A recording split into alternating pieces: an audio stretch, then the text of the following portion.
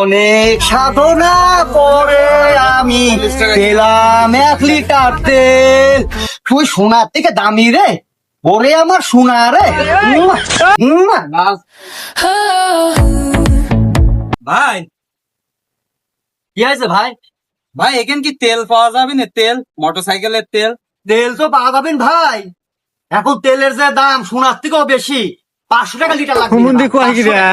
500 টাকা লিটার? আচ্ছা ঠিক আছে, দেখছি দেখছি দেখছি।